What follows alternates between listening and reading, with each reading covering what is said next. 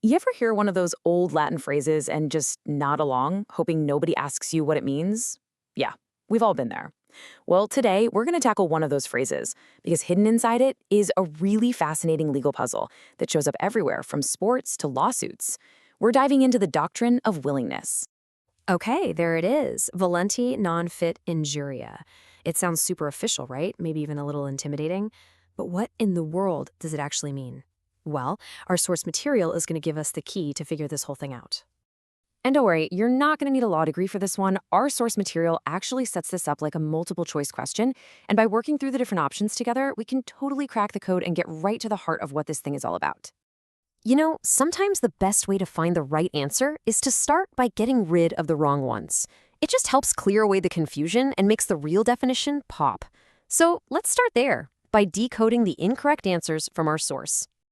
Okay, so this first option here suggests the whole idea applies when the plaintiff has no option but to face the risk. So just picture a situation where you're basically forced into doing something dangerous with zero way out. That's what this definition is getting at. But that just doesn't feel right, does it? The most important word in our Latin phrase is volenti. I mean, it's the root of words we use all the time, like voluntary or volunteer. It's all about willingness. And most importantly, it's about having a choice. So how can you possibly be willing if you have no option? This definition seems to completely contradict the main idea. So yeah, we can definitely set this one aside. All right, let's check out the next one. This one claims that the plaintiff involuntarily assumed the risk.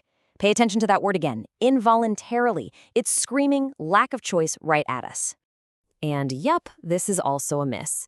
It actually gets the whole concept completely backward. By saying the risk is taken involuntarily, it just totally clashes with the meaning of volenti, of willingness. Okay, so that's two wrong answers down.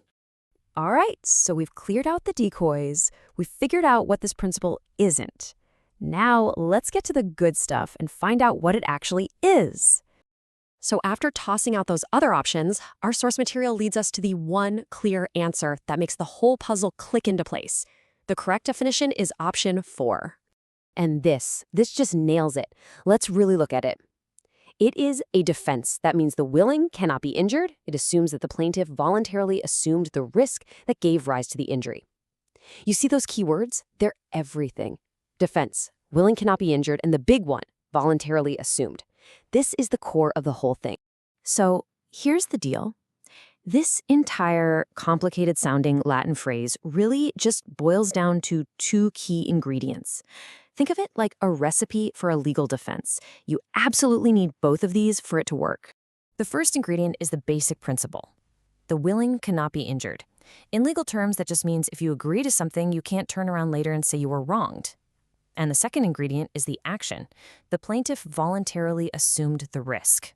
This means they knew there was danger and they made a conscious choice to go ahead anyway.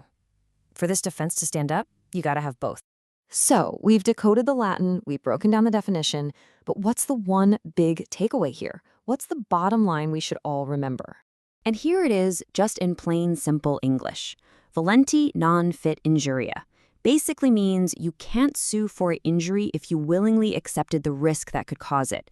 The classic example you always hear about is sports, right? When you step onto a football field or get in a boxing ring, you know there's a risk you might get hurt. It's just part of the game.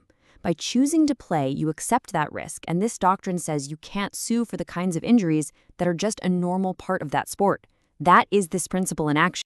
But you know, this simple definition opens up a huge legal can of worms. It all comes down to that one super powerful word, voluntarily. How can anyone be 100% sure that a risk was accepted with true willingness? Did the person know everything they needed to know? Was there some kind of hidden pressure on them? And that is the complex human puzzle that lawyers and judges have to wrestle with every single day.